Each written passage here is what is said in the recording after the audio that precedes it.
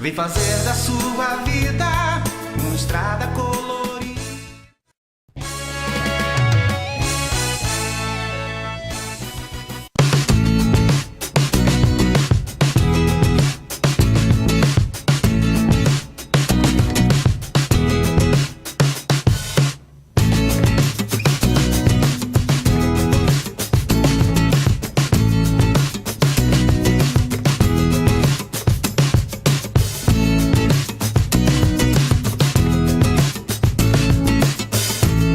Aridizá no ar.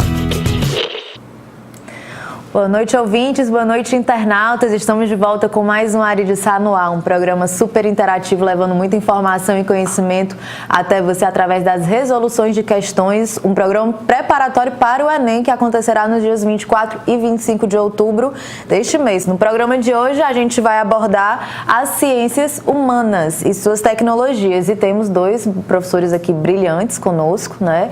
Recebemos aqui o professor Fernandes e o professor Charles Weiman. Boa noite, professores, sejam muito bem-vindos mais uma vez. Boa noite mais uma vez, né? Sempre um prazer estar aqui. A gente tem aqui um carinho muito especial na tentativa de sempre chegar às questões, de tentar revisar o conteúdo que foi dado ao longo do ano. E a gente sabe que é um momento de tensão para os pré-vestibulandos e a gente está aqui na tentativa de dar as últimas dicas finais para que a gente consiga complementar esse ciclo, né? Mais um ciclo. Bom, boa noite, Fernandes, boa noite, Luciana.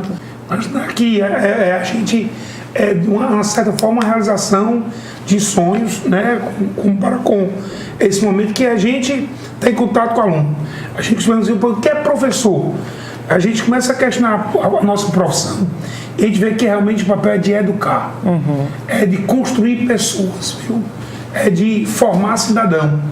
Às vezes a gente está mais voltado à preparação para vestibular, para prova, mas a gente sabe como a hora de educar valoriza a aprendizagem. É fundamental. Como quando você entende que educar torna a aprendizagem mais fácil. Quando você é amigo dos vestibulandos, você acaba muitas vezes ali não como professor, mas como educador. Não como instrumento teórico, como instrumento de conteúdo.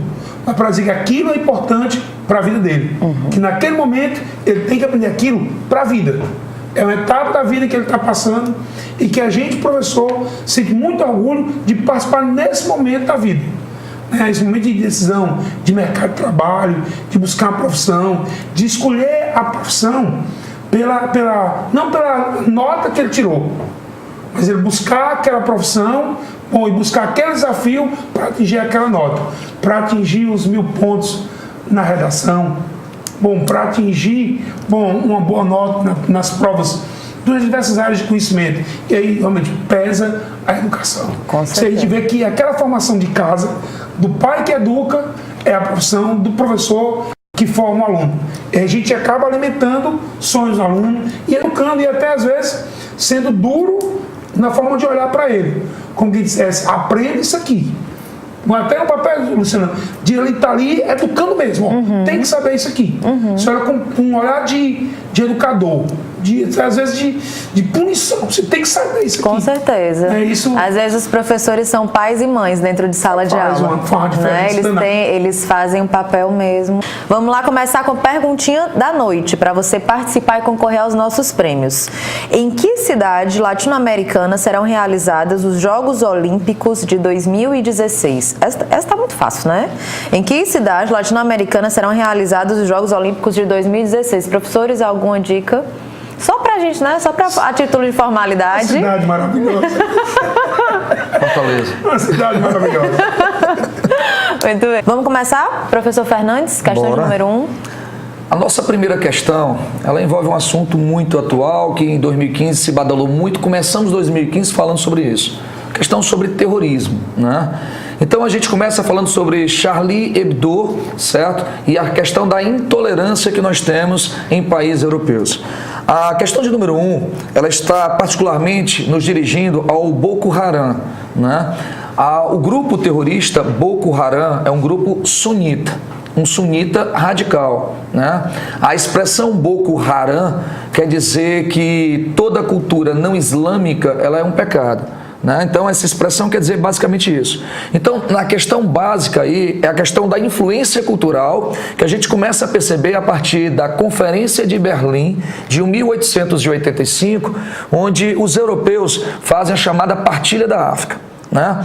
E aí eu sempre estou lembrando ao aluno que muitas vezes não é a data que é o fundamental, mas a forma, né, que quando você está criando questões dentro de um calor daquele momento, de primeiro semestre, e o professor muitas vezes ele se associa aos fatos importantes daquela data.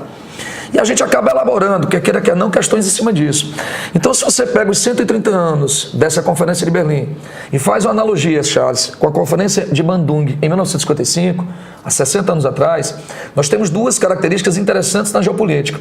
Se em 1885 nós tivemos o neocolonialismo, nós tivemos a partilha das potências europeias na África e na Ásia, a de Bandung é o contrário. É exatamente uma reunião internacional para discutir a descolonização na criação de um não alinhamento à geopolítica e à ordem bipolar posta em prática a partir de 45. Então, normalmente você deve comparar esses dois textos. Então, o Boko Haram, ele vai ser um grupo, ele diz, autor de um sequestro em abril de 2014 de mais de 200 estudantes que posteriormente, segundo os líderes do grupo, seriam vendidas. Nasceu de uma seita, essa seita surge por volta de 2002, de um cidadão chamado Mohamed Yusuf, certo? A partir de um grupo radical egípcio infiltrado na região, chamado de Irmandade Islâmica, Irmandade Muçulmana. Aí ele diz, atrair os seguidores com um discurso crítico, a criticidade envolve a relação ao regime local. A historicidade do país, que no final dos anos 60, se não me falha a memória, em 67, nós tivemos uma guerra civil, certo? A de Biafra, uma das mais violentas da história da África, né? Então, em 67, nós tivemos esse processo de secessão, de fragmentação, gerado exatamente por uma divergência étnica. Esse país tem em torno de 250 etnias agrupadas num só país. Então, por si só, já é um caldeirão multiétnico, né, prestes a explodir. Então, em 2002, pregando-se um Islã radical e rigoroso, volta a repetir, sunita, certo? Acusava os valores ocidentais instaurados pelos colonizadores britânicos de serem a fonte de todos os males sofridos. Em 2015, tivemos o crescimento do movimento terrorista internacional, principalmente ligados a um extremismo religioso. A partir da análise do texto, verificamos que o Boko Haram, ele tem sua gênese que está ligada. No item A, há uma dissidência da Al-Qaeda no Iraque, que passou a atuar no país após a morte de Saddam Hussein. Em 2003, os americanos fizeram a segunda grande guerra do Golfo, Bush versus Saddam Hussein. Saddam Hussein é um sunita, certo?, que governava o Iraque. Houve o apoio da Al-Qaeda, sim, no Iraque, mas esse grupo não é iraquiano, né? No Iraque nós temos o conflito gerado pelo ISIS, Estado Sunita Iraquiano Sírio, certo? Então esse é outro grupo. No item B de bola ele fala, há um grupo terrorista atuante no Iêmen, país economicamente mais dinâmico. Então o Iêmen, ele tem uma economia não tão dinâmica no sul da Península Arábica, que sofreu a Irmandade, sofreu com a Primavera Árabe em 2011, com a queda de Ali Abdullah Salem, certo? Então o item B de bola é falso, nós não estamos falando do Iêmen.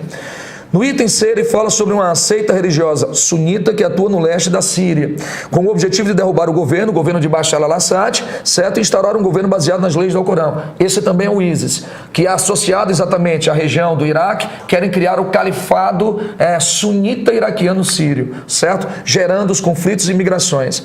No item dele, ele fala sobre um grupo muçulmano extremista atuante do norte da Nigéria, da região próxima aos Fulanis, uma das principais etnias do norte, os Yorubás e os Igbos estão no sul da Nigéria, região em que a maior parte da população vive na extrema pobreza, uma região em que o impacto ambiental desencadeou a seca do lago Chad, certo? Desencadeando uma crise na irrigação e uma fome extremista na Nigéria a partir de 2006, 2007. O item então o item D de dado gabarito, o item E, só para a gente finalizar, ao movimento da Primavera Árabe iniciado em 2011. Pessoal, Primavera Árabe hoje está sendo chamado, por exemplo, no caso do Egito, de inverno. Por que inverno?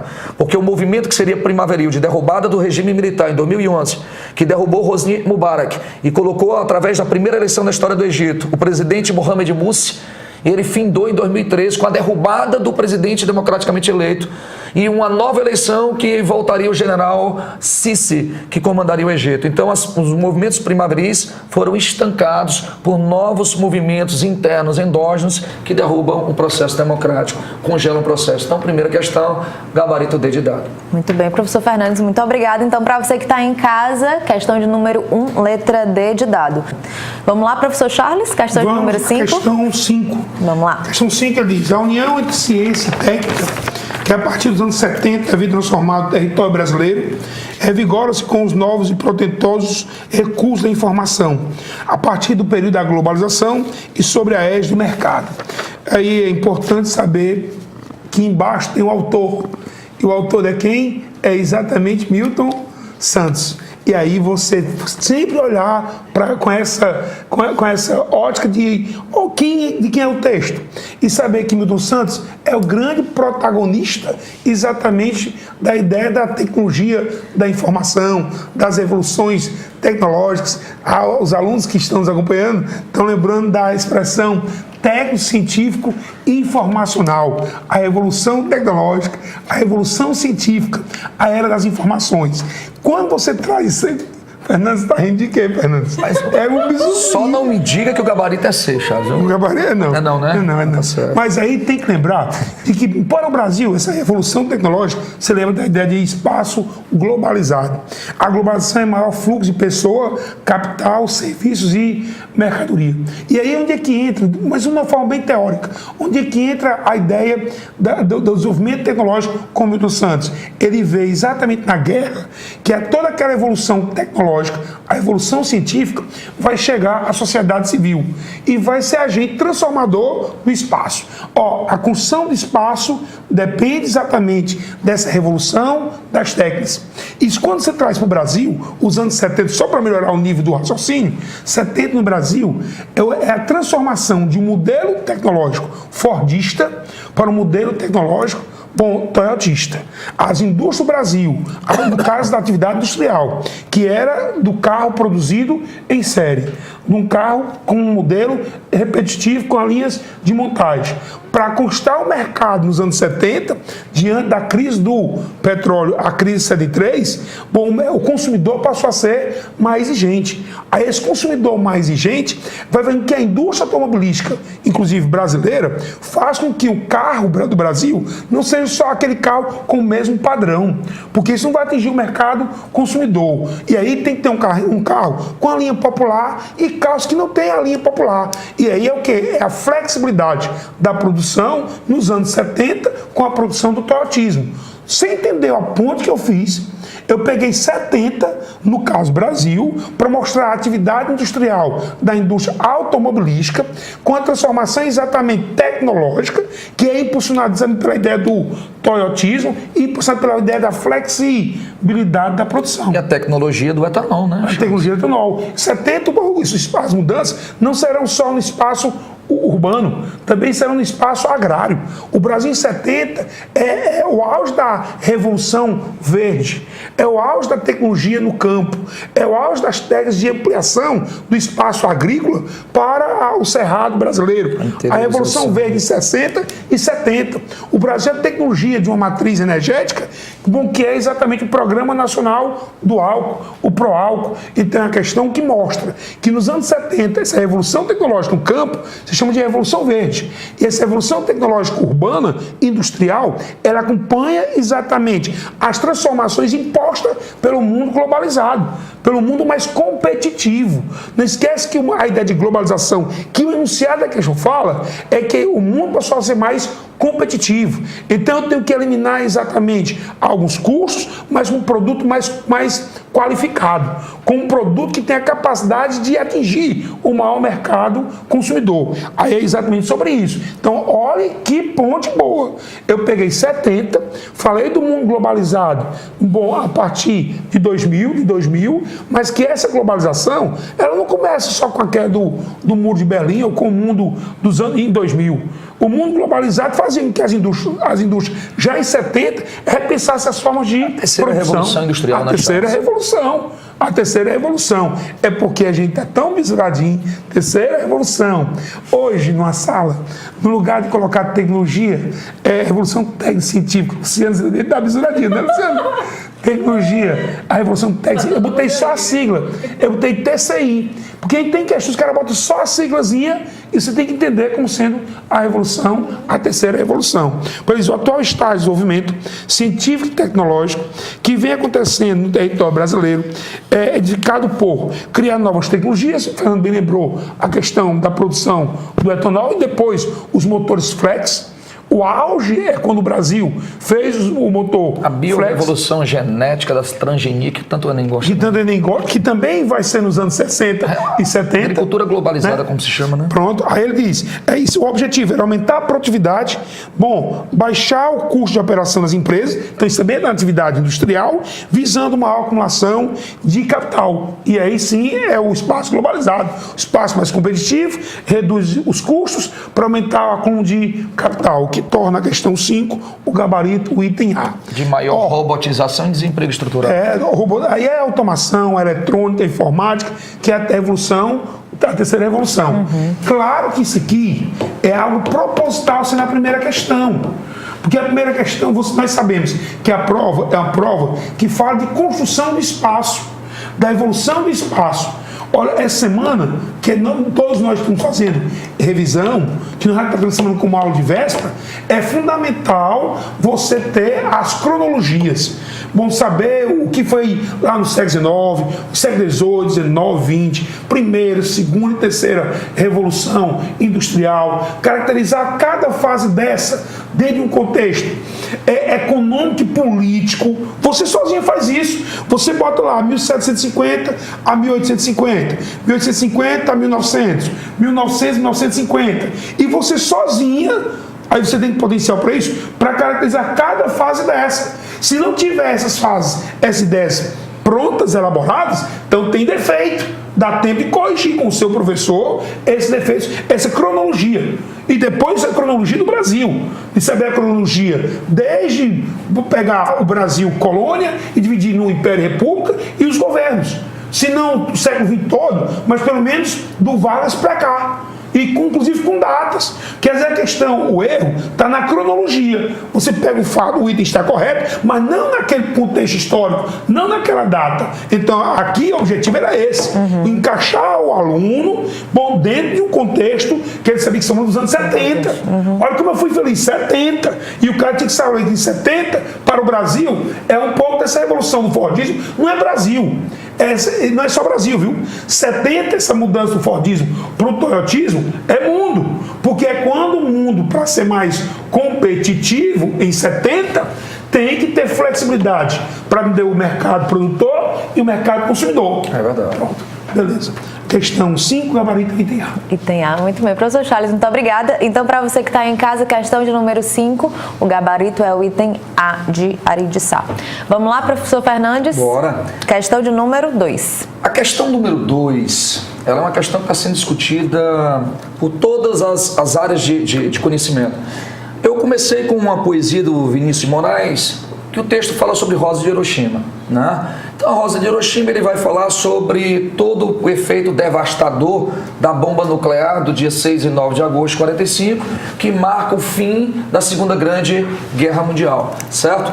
Então, eu vou tomar a liberdade de dar uma pulada nesse texto, certo? Vocês leem em casa, com calma, né? Por que, Fernandes? É tão bonito, mas... né, deixa eu dar uma puladinha, todo mundo já conhece. Né? Sei. Pensa nas pessoas cegas, telepáticas, enfim. E aí eu vou direto ao texto, para a gente ganhar tempo aqui na questão. Ele diz: análise dos versos e os conhecimentos sobre a utilização de uma energia nuclear para fins pacíficos ou violentos no decorrer da história recente da humanidade nos permite afirmar. Bom, primeiro detalhe. Em 1939 vem o projeto Manhattan de Franklin Delano Roosevelt. Qual era a ideia? Desenvolver a energia nuclear para findar os efeitos nefastos do nazismo, né? Lembremos as leis de Nuremberg de 1935, a solução final e o Holocausto, né? Nosso aluno tem que pegar o Holocausto contra os judeus, os hebreus, e lembrarmos todo aquele passadismo, né?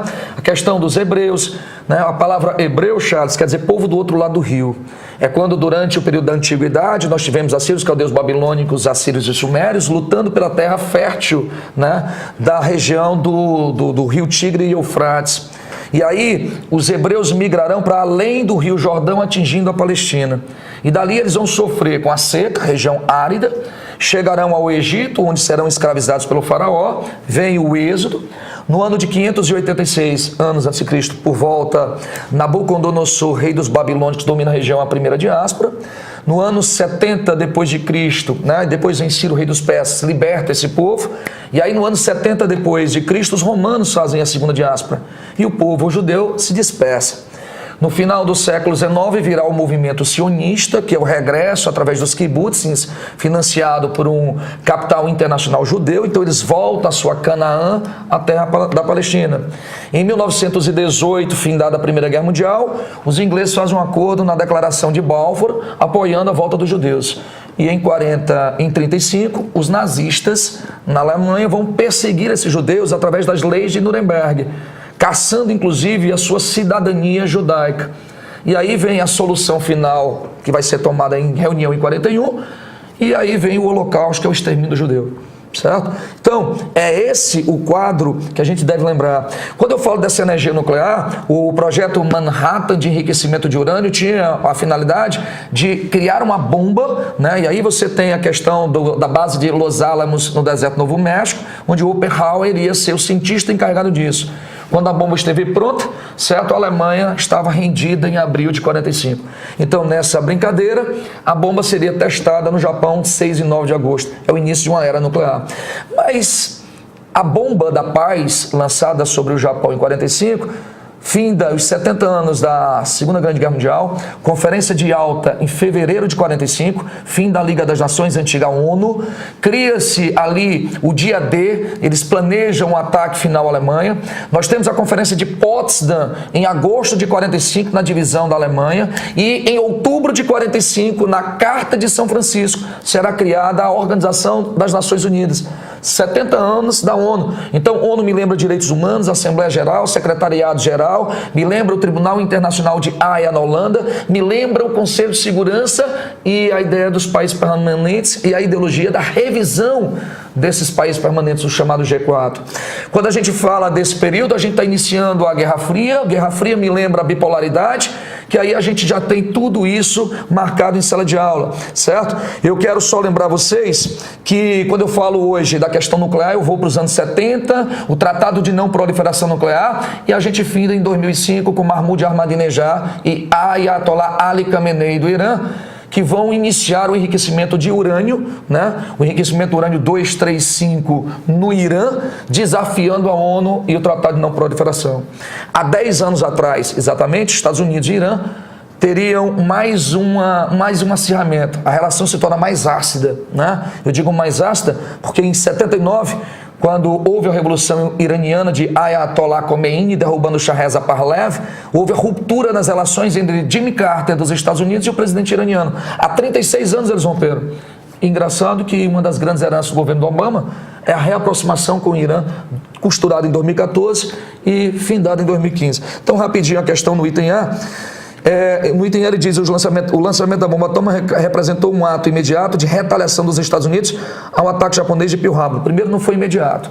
Pearl Harbor foi 41 e 45 foi o Japão. E como eu disse, a bomba estava encomendada para a Alemanha. E no final ele diz, associada a uma estratégia de forçar a rendição da Alemanha aliada ao Japão. A Alemanha se rendeu antes. No item B de bola, ele diz a perda de vidas humanas resultante do lançamento da bomba de Hiroshima, tanto em Hiroshima quanto a de Chernobyl, Ucrânia, em 86, certo? Levaram ao aceleramento das pesquisas sobre o efeito da radiação no ser humano, ok? Que culminaram na descoberta de vacinas. Não existe vacina preventiva. Diante de um vazamento radiativo, a primeira medida é tomar o comprimido de iodo para saturar a glândula, né? A tireoide, para impedir que o iodo radioativo domine a região e provoque o câncer. Mas não existe nenhuma vacina preventiva. No item C ele diz, a energia nuclear deverá, nesse início de século, substituir o petróleo. Pessoal, não. Até porque existem reticências em relação ao uso da energia nuclear, embora seja limpa, certo? Petróleo e os biocombustíveis, os hidrocarbonetos, representam 81% do consumo mundial, petróleo 31%. certo? Então, absurdo o item C, vamos direto no D. O Brasil possui atualmente 2 usinas, a terceira está sendo concluída, que estão localizadas na região sul, na verdade, do Rio de Janeiro e Angra dos Reis, gabarito até do ano passado, né, Charles? Então, o programa nuclear brasileiro se inicia com Costa e Silva em 67, iniciado em 68, em acordo com os Estados Unidos, com a Westinghouse. Diante do Tratado de Não Proliferação, o acordo é rompido com Richard Nixon, e o Brasil se une à Alemanha, onde nós temos Angra 1, 2 e estamos na terceira. E a nossa questão no item E, ele fala sobre a nova ordem mundial que se estabeleceu após a segunda. Então, a nova ordem, na verdade, é a velha ordem, que é a bipolaridade, certo? Caracteriza-se pela criação do bloco capitalista e socialista, Estados Unidos e União Soviética, a questão nuclear, a questão exatamente aeroespacial. Então, o gabarito da questão 2 é a letra E. Muito bem, professor Fernandes, questão de número 2, letra E.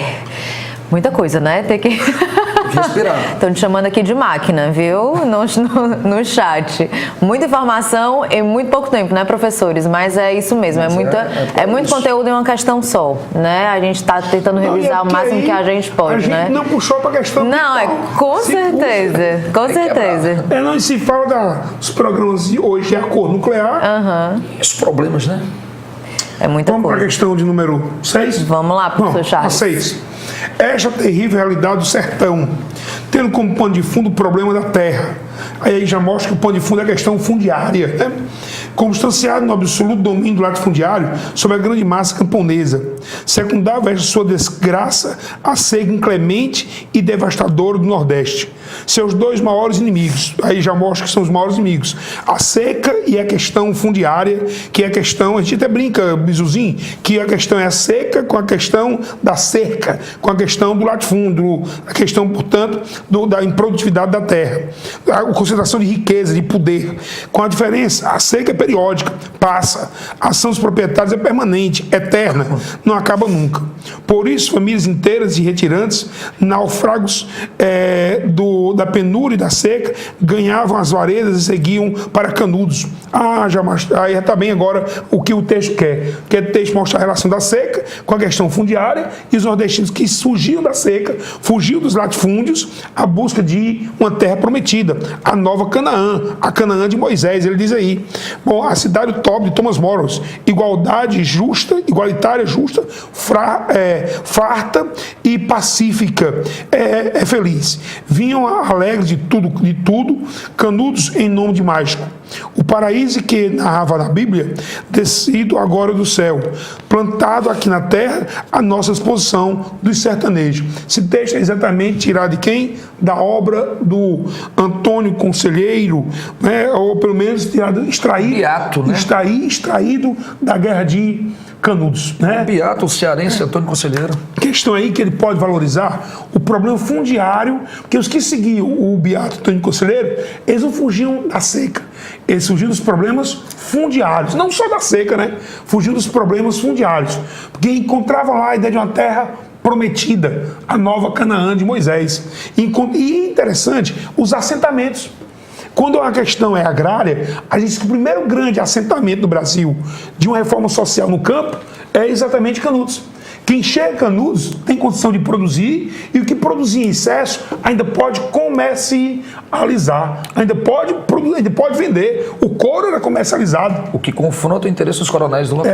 E aqui é o conflito com a questão dos coronéis, com a questão da igreja, o cunho messiânico, as profecias que sertão ia virar mar, que o mar ia virar sertão, e, inclusive as beatas que seguiam o Antônio Conselheiro faziam açudes. Faziam cantos de louvor a santos, a igreja, essa mão de obra, essas mulheres que seguiam o Beato, faziam pequenas barragens.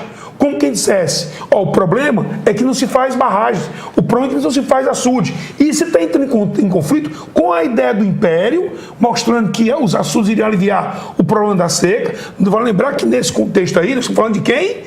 Lá do Dom Pedro II, que já defendia antes, que havia a criação de inspetorias de combate à seca, começa as obras de açudagem com açude do cedro, e ele diz, se fizer açude, nós vamos combater o problema da pobreza e da fome no Nordeste. Então aí é a questão ideológica, da questão climática, da questão dos coronéis que vê perder a mão de obra para Canudos, e numa época, inclusive, que era a época do auge do algodão, em que o algodão do Nordeste tinha mercado externo e a mão de obra do algodão das fazendas fugiu das fazendas para seguir a Canudos. Então os fazendeiros, o latifúndio, perde mão de obra. Então também isso agride o poder, o pensamento do latifundiário, coronel. do coronel, do coronelismo.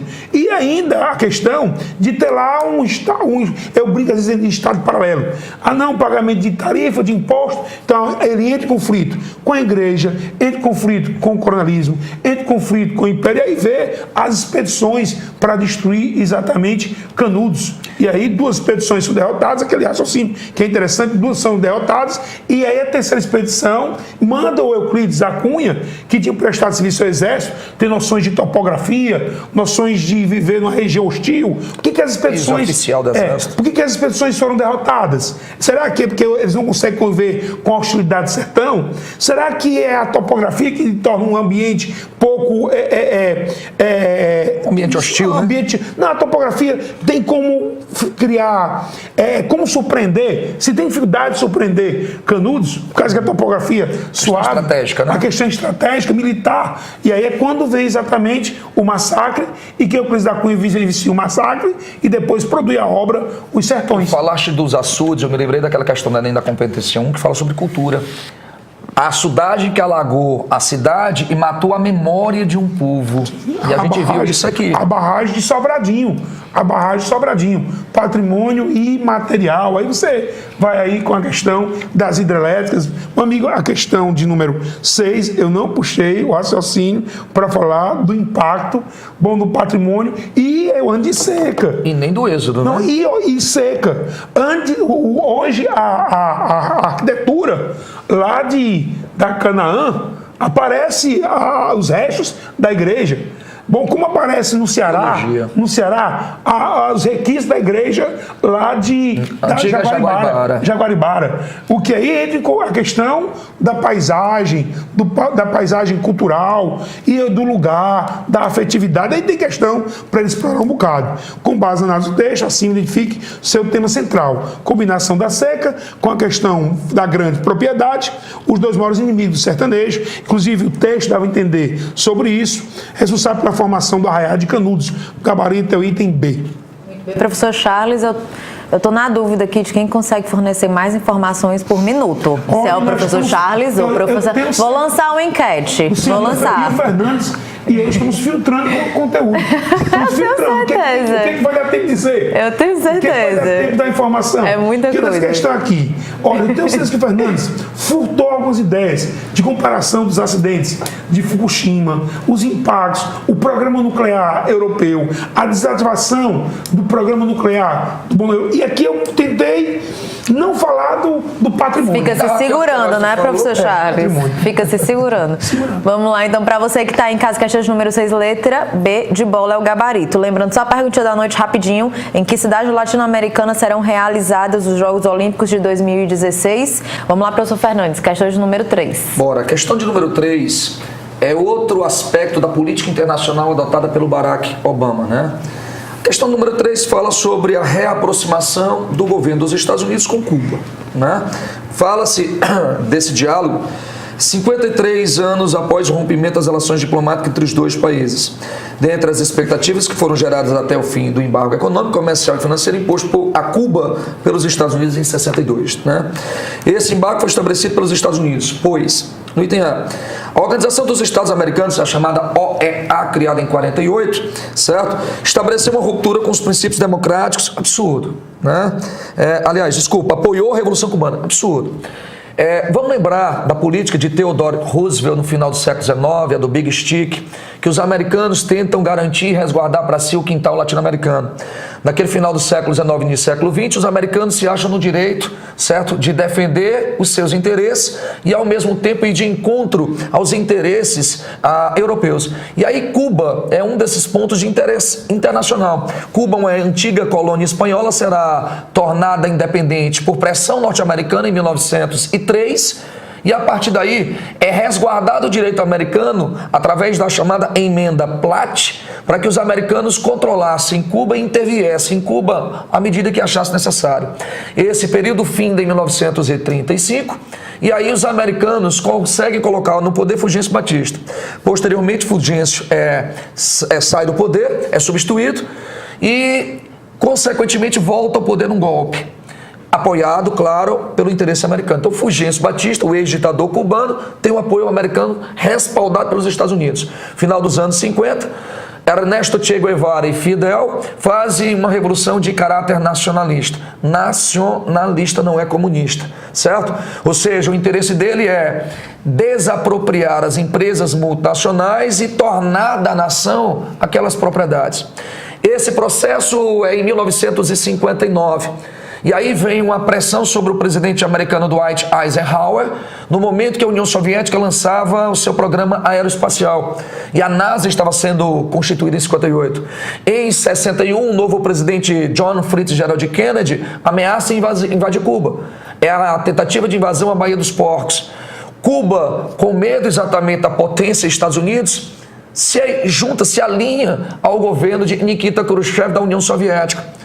Então, naquele momento, em 1962, é deflagrada a chamada crise dos mísseis cubanos. É nesse momento que ocorre a ruptura oficial diplomática entre os dois países e Cuba seria afastada da OEA, certo? E só um detalhe, Kennedy lança a Aliança para o Progresso como forma de resguardar a América Latina de uma futura ameaça comunista. Nessa brincadeirinha nós temos inclusive o fortalecimento no Brasil dos movimentos ultradireitistas. No momento em que quem está governando o Brasil é João Goulart, no momento que nós temos a reforma agrária, no momento que nós temos João Goulart sendo acusado de ser apoiador do comunismo. E aí a nossa ditadura, né, Charles? Ditadura no Brasil, ditadura no Chile de Pinochet em 73, ditadura na Argentina em 76, de Jorge Rafael Videla, e aí vai, certo? Então o item A é falso, o item B ele diz: há uma adoção de um regime nazifascista, pelo amor de Deus. Fascismo surge com Benito Mussolini, ultranacionalismo em 22, na Alemanha em 33 o salazarismo em Portugal, 39 consolida-se a Guerra Civil Espanhola com Franco, que morre em 75. O nacionalismo, ele é oposto ao que a gente vem a chamar de comunismo. O nacionalismo é uma ditadura burguesa, a grosso modo, certo? Então ela apoia a burguesia contra o comunismo. Daí a associação que se faz ao Vargas, né, Charles? Vargas era fascista, nazista? Não. Charles era Vargas, ele era um nacionalista. Ele quer frear o quê? O comunismo. A intentona comunista, o plano Cohen, e aí vai. Então, o item B, ele já foge para o absurdo. C. O governo chinês instalou a ZEE, Zona Econômica Especial, Deng Xiaoping, 78, em diversas cidades cubanas. Absurdo, certo? Isso foi no Nordeste da China. Daí a grande poluição que o Charles tanto fala, né, Charles? D. Cuba adotou o regime socialista, aproximou-se da União Soviética, nacionalizou diversas propriedades, aumentando em plena Guerra Fria o temor dos Estados Unidos de uma expansão do socialismo. Daí a Aliança para o Progresso pode marcar o gabarito D. E o item L é muito absurdo. O Mercado Comum do Sul é o Mercado Comum do Sul, é o nosso Mercosul, assinado em 1991 pelo Tratado de Assunção. Autorizou o governo americano a combater, absurdo, foge completamente do que o Charles dizia, questão do período, a questão da cronologia. Então, questão 3, gabarito D de dado. De dado, muito bem. Então, questão de número 3, gabarito D de dado. Lembrando que nós já respondemos a questão 1, 2, 3, 5 e 6. E vamos agora para a questão de número 7, professor Charles. Mais sobre a poluição provocada pela indústria petroquímica, exatamente no Rio de Janeiro. Aí ele diz: a química permite ao homem realizar transformações íntimas na estrutura da matéria. Com o seu desenvolvimento e aplicação dos processos de industrialização, a partir do final do século XVIII, essas transformações passaram a se realizar em escala massiva, tendo efeitos ainda mais abrangentes. A cada vez que as inovações mudavam a base tecnológica, produtos e serviços inéditos chegavam à sociedade, surgindo também problemas ambientais novos e complexos. Então ele faz a relação do texto com a gravura que está acima. Os dois falam da poluição, falam da atividade de liberação, portanto, de produtos químicos na atmosfera. Ele diz: no desenvolvimento da indústria, ocorrendo em diversas sociedades, acompanhada pela aplicação do conhecimento científico, destaca-se o caso da petroquímica, ilustrado na imagem. O principal problema ambiental, aí ele fez todo um apanhado, ele queria problema ambiental da emissão da petroquímica, da emissão de enxofre na atmosfera, da emissão, portanto, de poluentes. Aí ele diz: o problema ambiental causado pela indústria petroquímica está identificado na E tem a erosão dos solos agricultáveis. A erosão do solo aí é desmatamento. A erosão do solo aí tem a ver com a questão das ravinas, vossorocas, pelo mau uso do solo. Então isso não tem relação direta com a ideia da poluição. Viajando muito, você pode ver a relação de que a poluição provoca chuva ácida, a chuva ácida destrói os agentes microbióticos, aí o solo fica pobre, a partir daí perde a cobertura vegetal e sofre erosão. Mas isso é uma viagem que o texto não permite fazer essa viagem aí. Ele diz derrubar das reservas florestais. A emissão de gás de estufa também, num raciocínio muito longo, pode trazer empobrecimento vegetal. É o caso de Cubatão, é o caso da Serra do Mar. Ele diz produção de resíduos poluentes. Aí está bem direto a ideia da poluição, a emissão de gases poluentes. Então veja que eu não estou negando que eu possa fazer uma ponte entre a poluição e a erosão de solo, entre poluição e a derrubada de floresta. Mas aí eu estou tentando argumentos que possam preencher uma ideia, quando diretamente é o quê? É a poluição provocando a emissão de gases poluentes.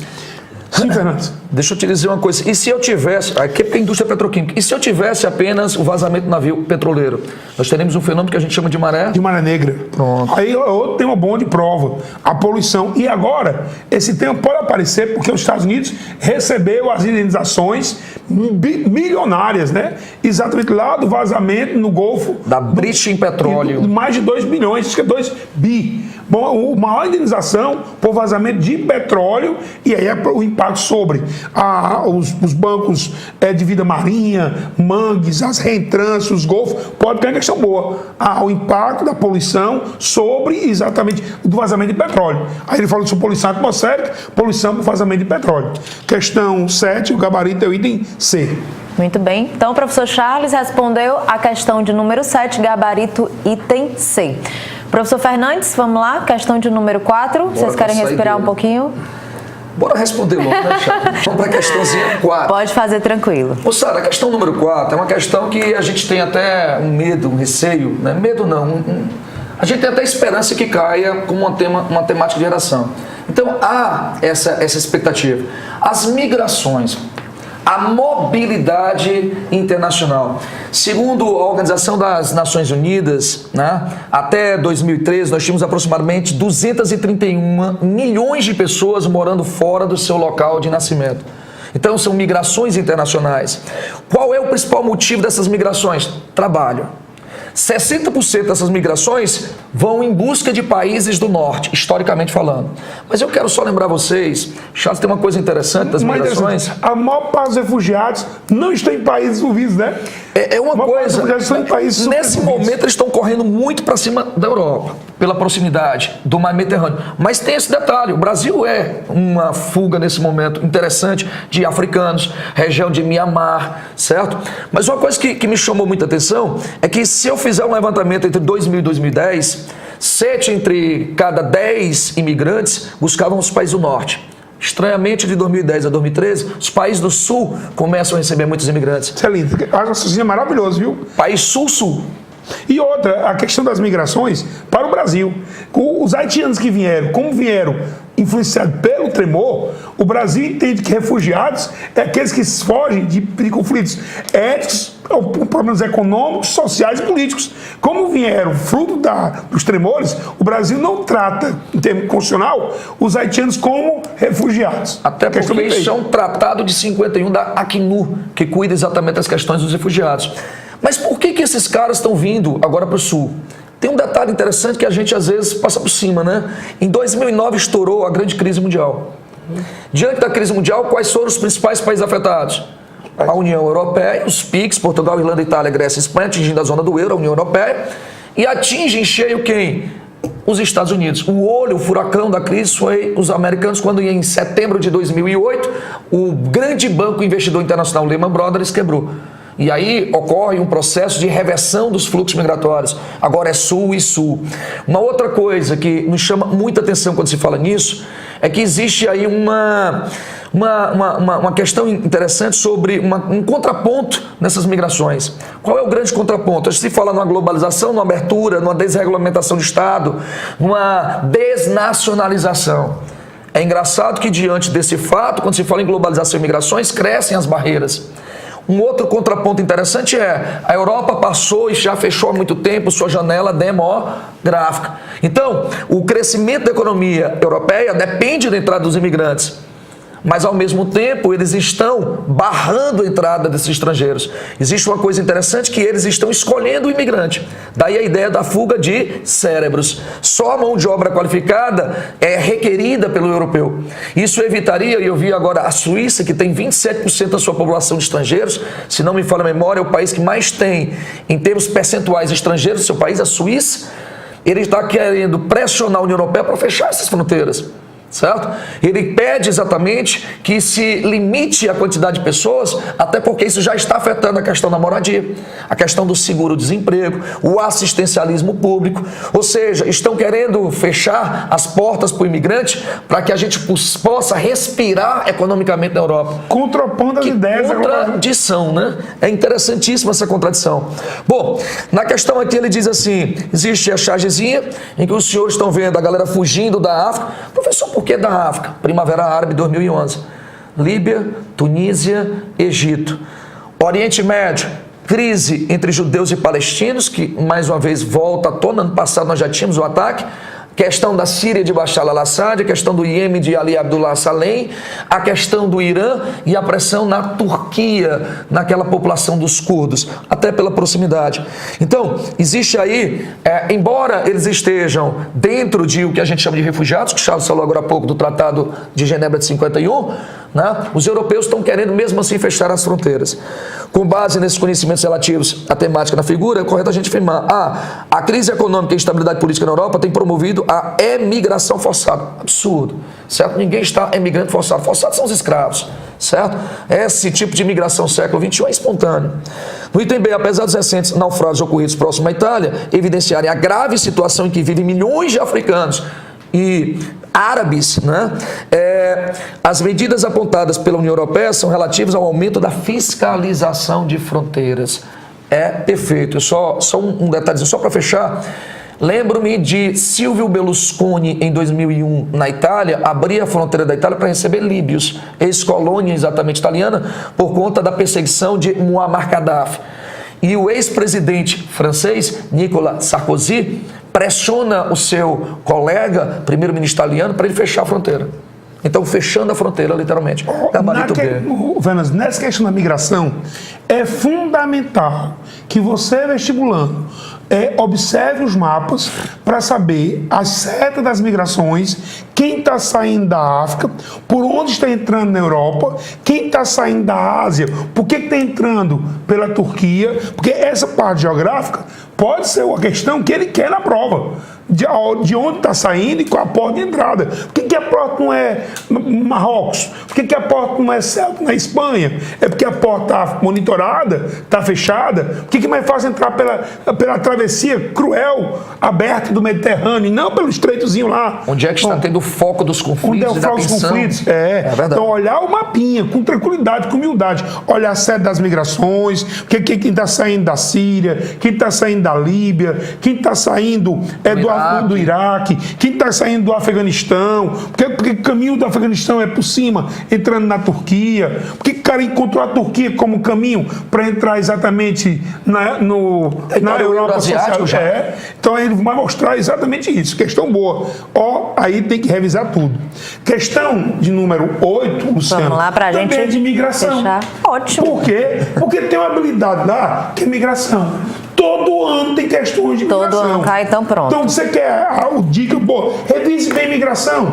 Na prova de humanas tem que ter migrações. E não é só uma questão. Aí pode ser migrações externas, migrações internas. Bom, a ano passado a mais simples era de conurbação, que valorizava um pouquinho da ideia de movimento pendular. A mais simples, tem migração, sempre aparece. Bom, amiguinho, a questão fala das migrações no Brasil, migração como elemento social, assume as dimensões de classe social, que estaria respondendo aos processos social, econômico, político ao migrar. Para o autor, as migrações internas no Brasil são sempre historicamente condicionadas, sendo resultado de processo global de mudança, no qual elas não devem ser separadas.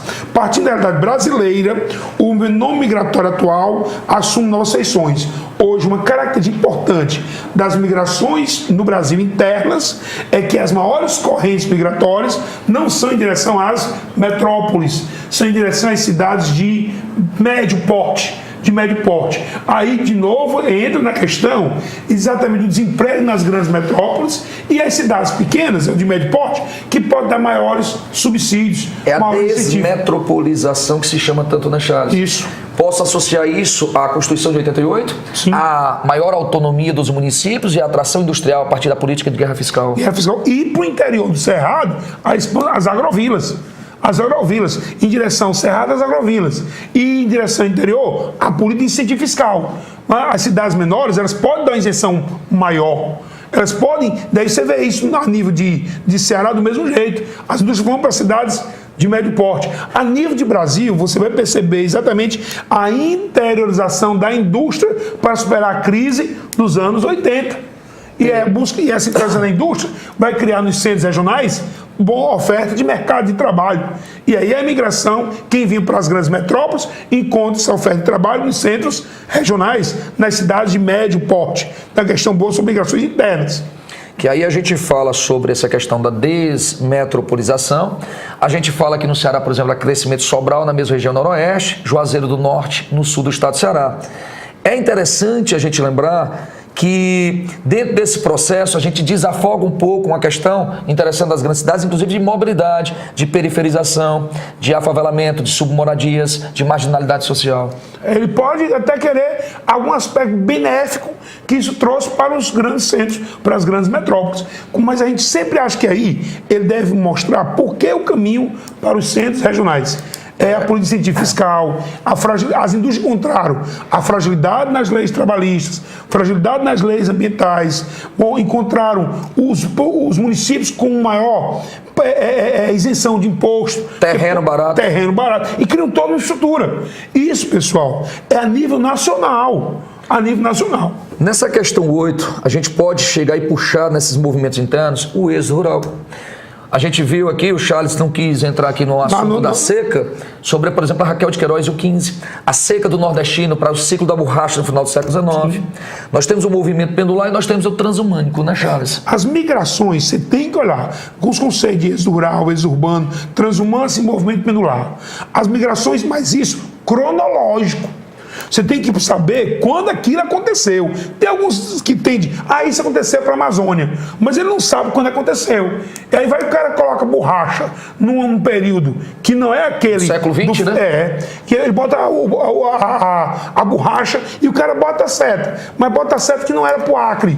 Então ele perde a cronologia. Uma dica legal, se eles migram por trabalho, basta você observar o ciclo econômico em cada momento histórico. Aí você já mata bonitinho a questão e o centro atrativo e repulsivo. Pô, Luciana, a questão 8, o gabarito é o item C. C, muito bem. Então, questão de número 8, gabarito item C. Vamos lá, então, para o gabarito da noite. Para você que está em casa, anote aí no seu encarte. Questão de número 1, letra D. Questão de número 2, E. Questão de número 3, D. 4, B. 5A. 6B. 7C e 8C. Professores... Programa maravilhoso, né? Como sempre. Rico, esperamos que tudo que esteja aqui apareça um pouquinho bom na prova. Ah, meu Deus. Então, as migrações sem vão aparecer. Dúvida nenhuma. Bom, a questão energética. Vocês são bons de acertar deve questões, aparecer, né? A questão Cuba, mas rapaz, se não cair. A questão caiu agora Cuba, há 15 dias no né? Vai cair. Também a questão está fechada, Luciano. Professores, uma última bisurada, dicas, considerações para os nossos vestibulantes que estão aí, para a gente se despedir? Rapaz, tenham paciência, muita calma, que vocês já estão mais do que prontos para o vestibular. Quero só desejar aí uma boa prova a vocês, né? Um abraço a todos e eu sei que vai dar certo. Eu estou sendo grosseiro com os meus alunos. Eu estou dizendo assim, estude. Melhor dica não há, né? Melhor dica não há, professor. As ideias ficarem bem vivas, ideias que você está lembrando, você resolve a questão com rapidez. Isso vai sobrar tempo para as questões que envolvem leitura mais longa. Então, quem lê agora muito, fica com as ideias tudo prontinha, só esperando marcar. Os gabaritos estão tudo prontinho. Então, agora é hora de estudar. Muito obrigada pelo professor e pela presença maravilhosa, como sempre.